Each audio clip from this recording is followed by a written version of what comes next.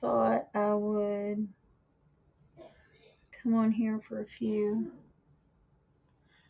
Maybe we'll look up some law and crime news. That's what I thought I'd do. So I'm your host, Mama Bear, or Queen Mama Bear, or well, QueenTina, but Mama Bear is what everybody calls me around here. And this is Cubbytown News, and this is going to be like raw and rough Cubbytown News because normally I do it much more in depth. This is like, off the cuff and, just like, we're going to do it like live. Like I have no preparation at all. Let's bring this over here. We'll load Law and Crime and see what they've got on their channel today. Oh, it's going to be bad, I can tell you right now. I've already seen some of the, well, shoot, let's see. Some of the video and news. It's bad.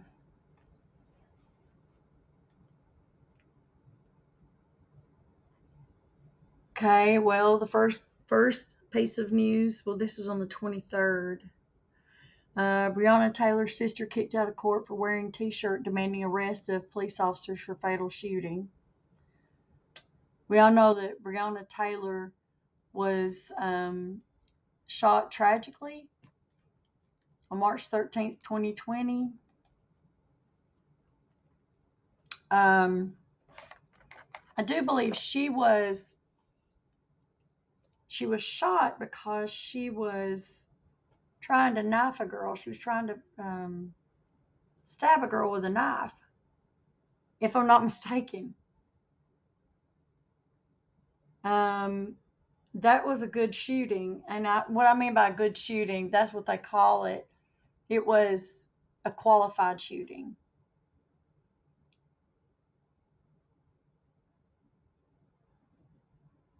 Okay, no. Sorry. I'm wrong. Okay, it says, and this was written by Alberto Luperon at Law and Crime Network. The sister of slain Kentucky woman Breonna Taylor, 26, was kicked out of court on Wednesday for wearing a shirt demanding the arrest of the officers who opened fire in a tragic March 13th, 2020 encounter. Fire Detective Brett Hankins, 45, is not on trial for Taylor's death. He instead is facing charges of wanton endangerment because rounds he allegedly blindly fired entered a neighboring apartment, putting a couple and their child at risk. Taylor's sister, Janiyah Palmer, I think that's how you say it, told Law and Crime Network's Brian Buckmeyer that she was told the shirt, which stated "Arrest the cops who killed Breonna Taylor," was inappropriate to wear in front of the jurors because it could present bias. The judge told her to change her shirt. It is a standard judicial rule for parties in court not to wear attire which advocates an outcome in a matter. So, you've got to keep it. You got to keep it, not prejudicial. And I know in the case of the 3 men that shot the black kid, and he was an American, but it was a black on white hate, and it was clearly black on white hate. Those guys hated blacks, and they more or less stated it several times. Palmer voiced frustration with the state's case because prosecutors did not bring charges over her sister's death. It says Cosgrove Hankins, Police Sergeant John Mattingly and Detective Miles Cosgrove opened fire that night while officers were serving a no-knock search warrant on Taylor's apartment. A police sergeant testified Wednesday that the original no-knock was actually briefed as a knock and announce.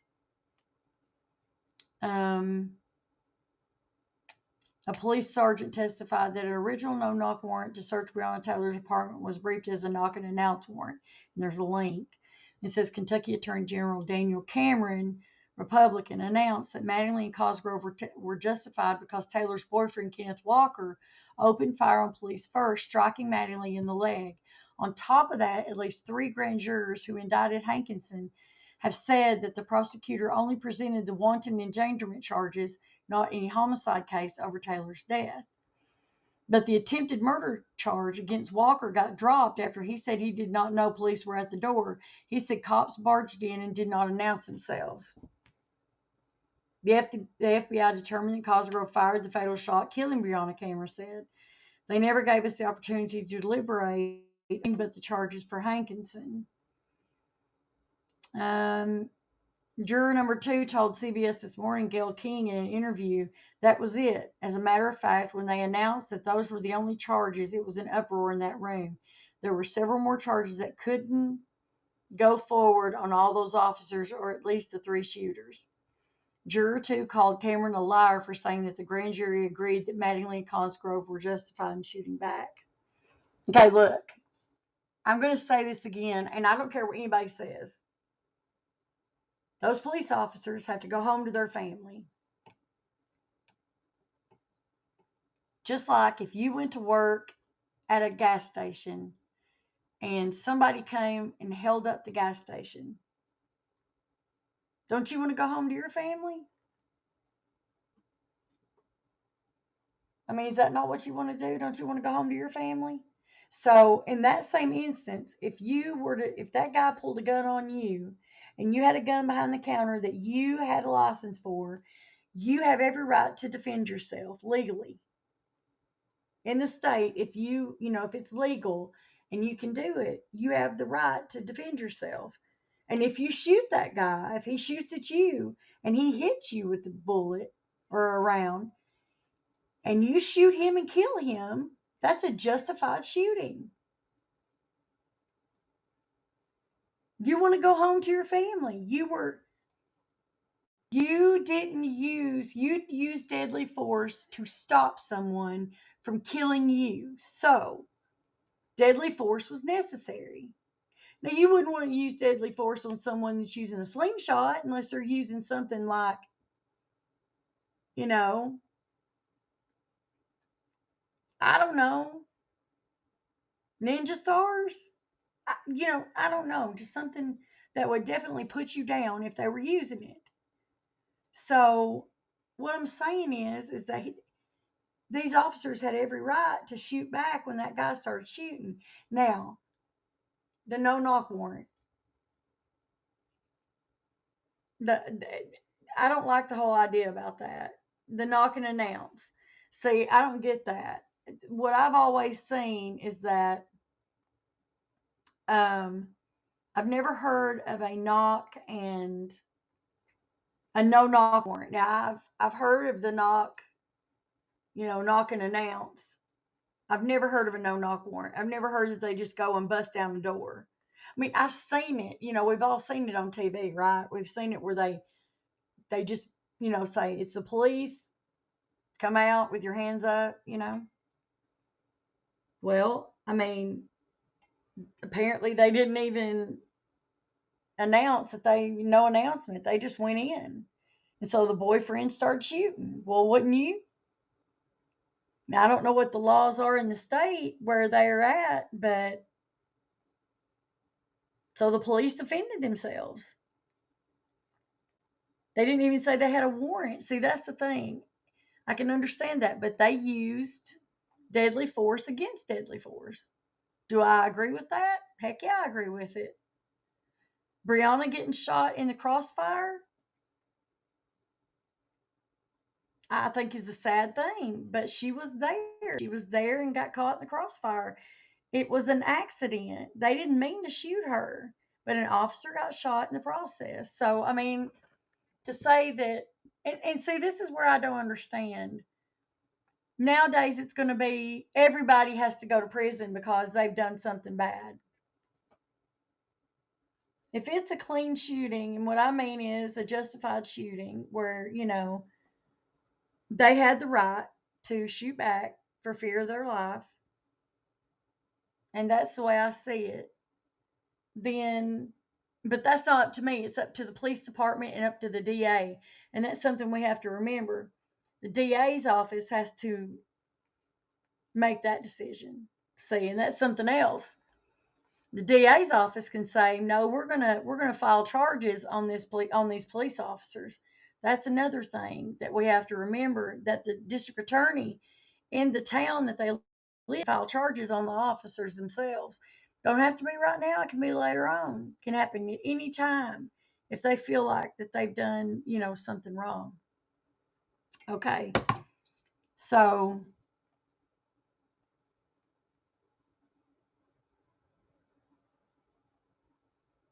it says this is always going to be a civil matter for Breonna Taylor's family. He said, whether we think something wrong happened in the no knock warrant that night, whether we know something wrong happened, it doesn't really matter for her family, unfortunately, because I don't think they have enough to prove it beyond a reasonable doubt. In opening statements Wednesday, both sides acknowledged Taylor's death while emphasizing that the case was about the wanton endangerment allegations. So it wasn't about Breonna's death; it was about the situation that happened with the no knock warrant. Buckmeyer also said asked Palmer how she thought the prosecution was doing. Terrible, she said. I don't feel like they're doing exactly what they could be doing. And that's the end of the article. Um, Now, John Smith, I don't know who he is, but he left a comment that says, A, they did knock. This was admitted by the boyfriend. B, the boyfriend shot first. Also not a dispute. C, recorded phone conversations of the fentanyl dealing boyfriend, the other thug, shows that she was involved in this fentanyl dealing business and that she had allowed him in the past to keep his money at her apartment.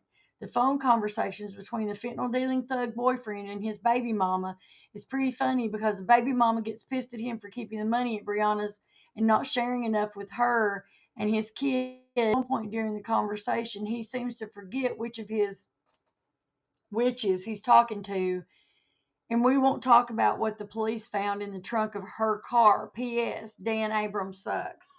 So this guy must know a lot about the case. Either he was there or, you know, what I'm saying? Either he lives in the town or he knows what happened. So, that's the sad part about it. It's sad when people are in the town and they know what's going on, and we don't have privilege of knowing the exact details, or the paper don't put the exact details in there. But that's alleged information. I don't know that for certain. And, so that's all alleged information. So I have to say that to cover my hide, since this is hats, and um, I don't want to infringe on anybody else's rights, or, make anybody look bad. Heaven forbid I make anybody look bad. So, um, but that's the first thing we're going to talk about. If I keep cutting my hair, if I keep pulling my hair out of my head, this ain't gonna work. Second case I want to talk about is, there's a hold on a minute while I do this. Second case I want to talk about.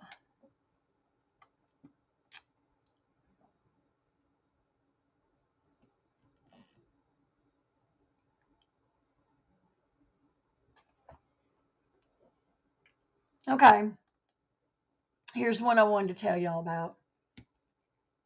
I just love telling y'all about my town, right?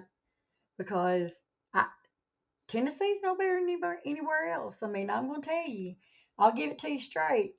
Our state it sucks with the people that live here, the Karens that live here, and I mean the feisty women Karens, not the actual Karens. I don't think her first name's really Karen. It's not. Nashville, Tennessee woman, arrested on suspicion of DUI, allegedly told black arresting officer, quote unquote, I'll get away with it because I'm white.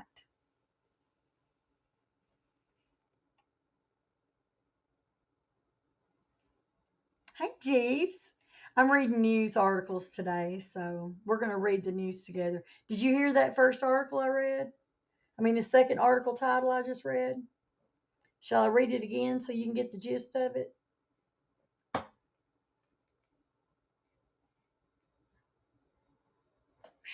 It's hot. I'm great now that you're here. Really, really great.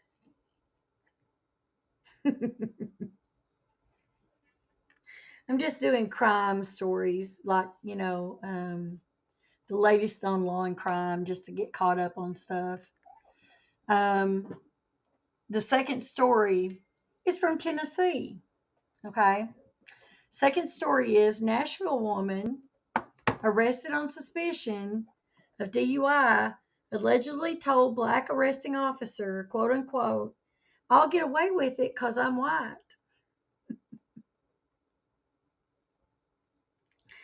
And in the photograph, and I'm going to show you, I'm going to share my screen here.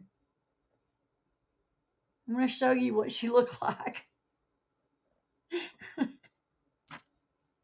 Hold on a minute.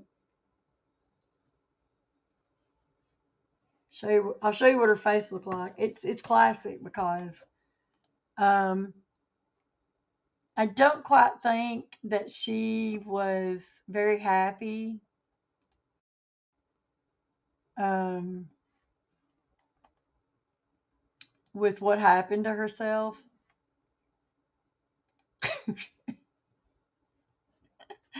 I think she was a little upset.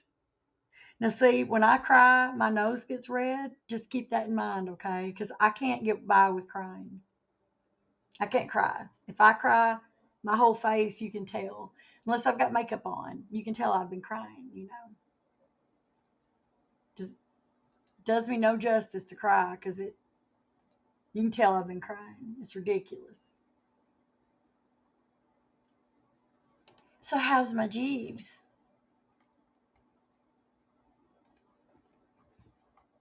Got to download an update real quick. Mm-hmm.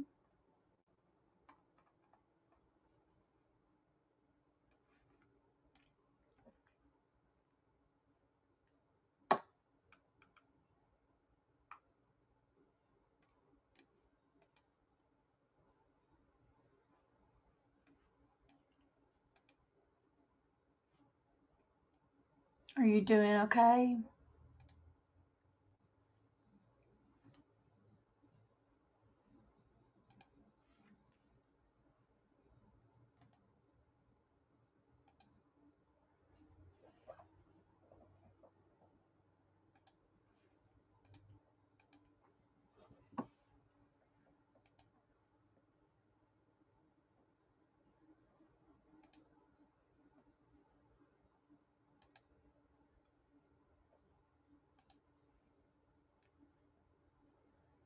Are you still there?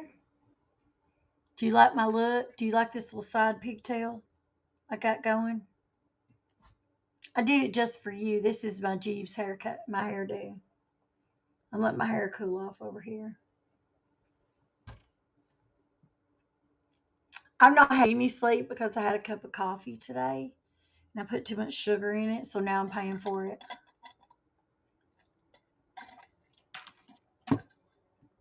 And I also had a bowl of cereal for snack before bed, and I had dumping syndrome from it, so now I can't go to bed because it upset my stomach so bad. Doggone it.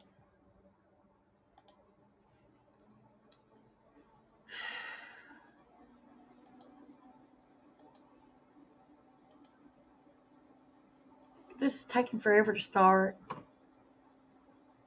I'll show you the article in just a second, Jeeves. It's taking forever. If you're still here. I don't even know if you're still here or not.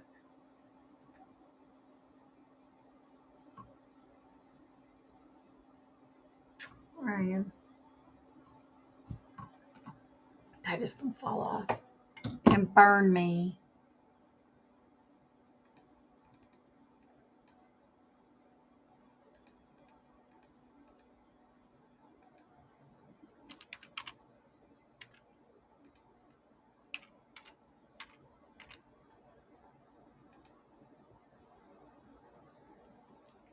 Okay.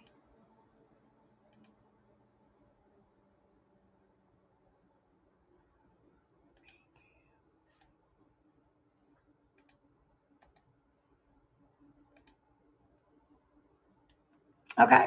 So you can see me. Are you still here, Jeeves? Well, I'll show it to everybody else. So just in case. So this is what this lady looked like. And I'm not laughing at her because I never want to be in the situation she was in. But let me show you what she looked like. Properties.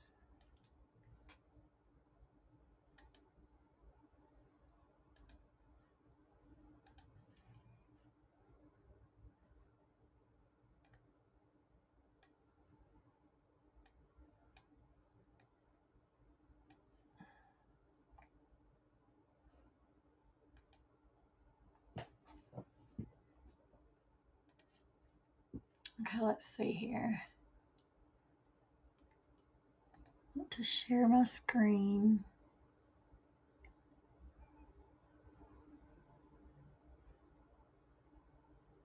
App window. Here we go. Now, look at this woman's face. Look how red her face is. Look how red her nose is right here. And look how red her cheeks are. She has been crying her eyes out. Her face is puffy where she's been crying. Oh, and this article is by Chris Sapargo. I think that's how you say it, Sapargo. And this is Tamira Megan Lee. And now this is alleged because we don't know if she actually had DUI, that she was under DUI because it says suspicion of DUI. And she said, I'll get away with it because I'm white. That's what Tamira Megan Lee, 42, told Officer Ronald Connor of the Metro Nashville Police Department while being arrested for suspicion of DUI, according to the affidavit submitted by the arresting officer.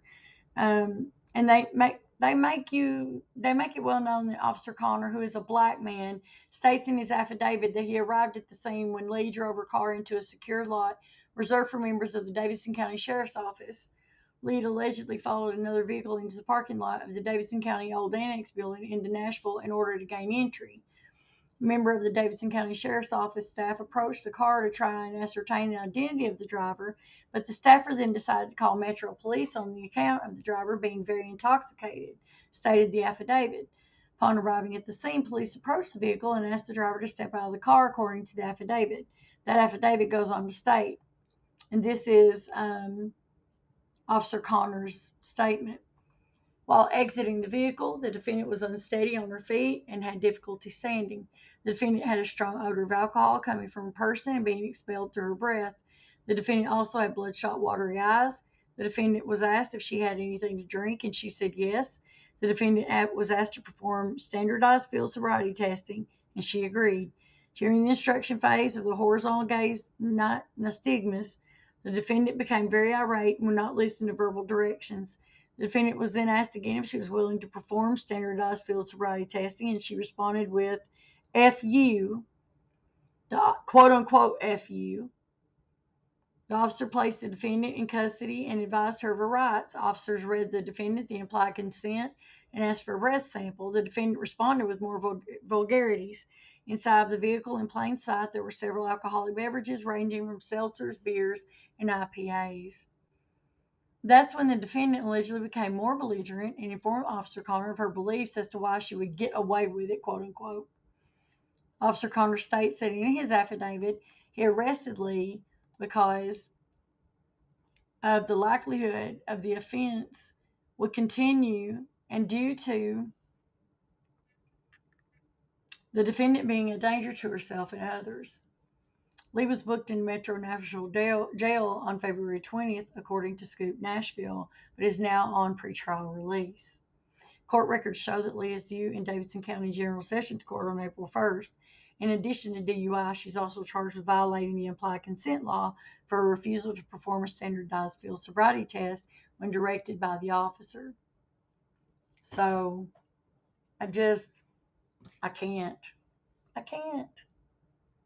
can't believe that she looked at that officer and said, I'll get by with it because I'm white. What? Who do you think you are, Karen? She's a Karen.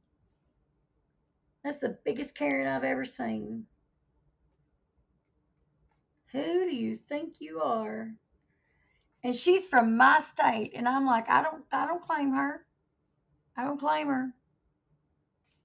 I do not claim her. Oh, and there's 5 comments. Somebody says, I bet she was super nice after she got out of the drunk tank. Somebody says, I'd love to see the body cam video. If they aren't equipped with them in that jurisdiction, they should be. Carry a gun, carry a body cam. They do have body cams, but they don't release the body cams unless you have to have sunshine law. You have to apply for the body cam footage, and you have to go through this whole situation to get them. Let's see. She literally isn't lying. We all know there are 2 systems of just us in America, and this is why they spelled it just us, just-us, in America, Amerikka. There was another woman in Tennessee caught driving drunk, and she told the cops she was too white and pretty to go to jail. The judge agreed and gave Becky probation. Then we have pedo trash Deborah LaFave in Florida who sexed out with 13ers. Okay, that I want to talk about. And I talked about that yesterday, didn't I? Was it this morning? I don't know. They sent her home with an ankle monitor. She got out of jail on a $100,000 bond. She posted $10,000 to get out of that and got out of jail on $10,000 bond. It was a posted $100,000 bond. She had to pay 10%, which is $10,000. She posted that bond and got out of jail after having sex with underage kids, and was told not to have anything to do with any more kids. She was not allowed to be around kids. And I'm like, you're letting her out of jail? You're seriously letting this woman out of jail? Like, what judge in his right mind is going to let this woman out of jail knowing that she's texting these kids on Facebook, offering them, she's offering them, like, what is it? You know,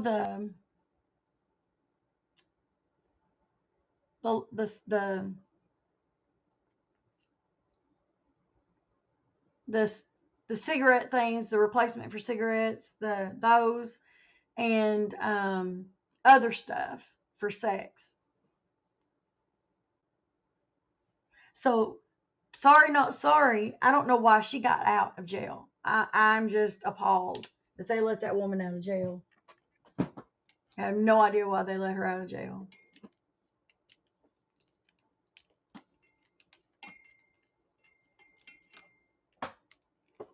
It's just appalling. And I for one, just can't believe they let her out. And I talked about that. I believe it was yesterday. I think it was yesterday. I had a comb here somewhere. I did. I do. Had the comb. Had the comb. I had the comb. Well, I lose things so easy. I don't know how I do that. I do. I buy things if I'm going to lose them? I don't know. Can't find my hairbrush either.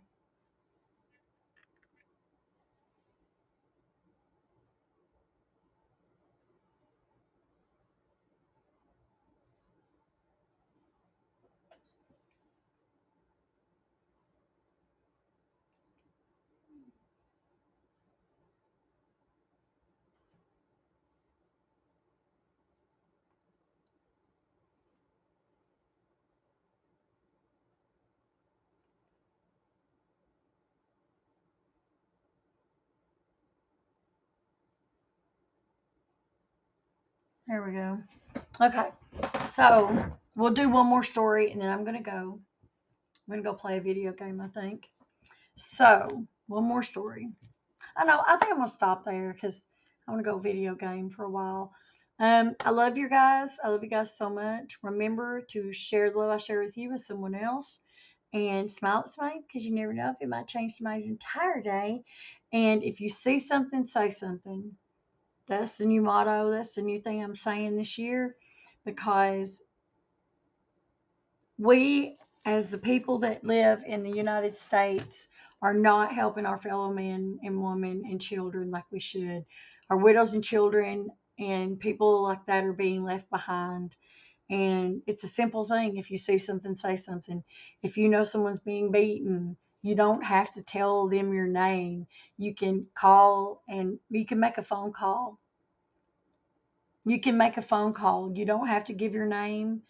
If you know a child's being abused, you don't have to leave your name. And I'm not saying every little thing, but if you know there's serious abuse going on, it is your responsibility to report it. If you see something, say something. You could save a life. I love you guys. Have a great day, and I will see you guys soon. Bye, guys.